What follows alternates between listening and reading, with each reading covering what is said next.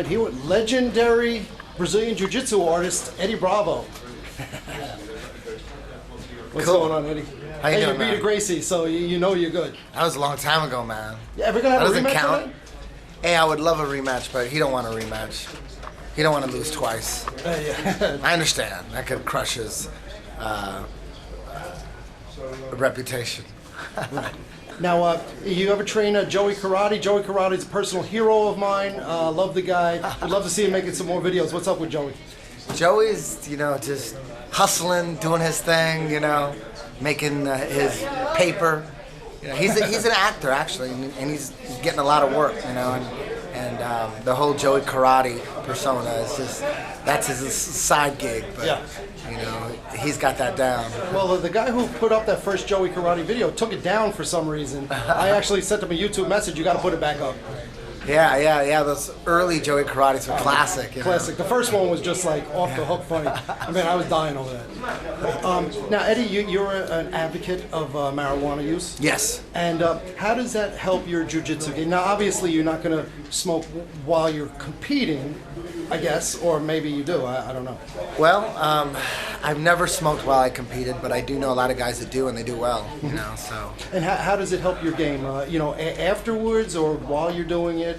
What's the benefit? All the way. The benefit is it just, the chemical reaction that happens in your body when you smoke is that blood rushes to your head.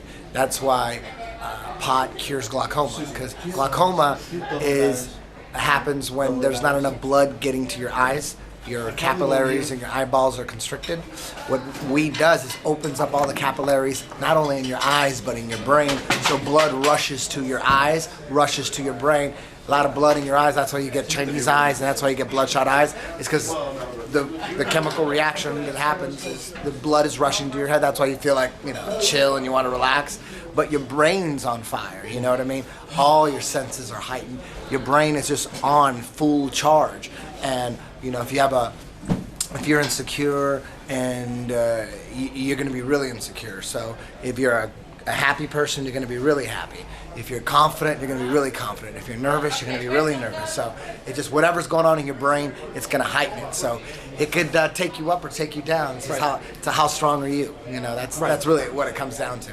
Well, yeah, there's a lot of people who don't smoke because they don't like, how they feel on that, because it's kind of an introspective thing, and exactly, because they don't want to feel even more insecure than what they really are. Right. I went through that my whole life. I didn't like it my whole life. I didn't start understanding the power of it until I was 28. And every time I would smoke before then, I would freak out and get paranoid and hate it. But I realized that it was just me being just a douchebag, So at 28, I was in love with someone, probably more in love than I'd have been in my whole life, and that was the first time I smoked pot and was in heaven. And I realized it's powerful, but it could take, like I said, it could take you up or take you down. It's up to you. Your system has a lot of kind of very colorful names for different moves, and people, I think sometimes they get the wrong impression that you claim that you invented certain moves. Yeah. But you kind of just popularized them and named them, like the rubber guard and stuff. Yeah, I mean, jiu-jitsu, most positions didn't have names. And to teach, you got to name every position, whether it's a submission or transition. Every position, it changes. If it's a new change in position, it needs a name.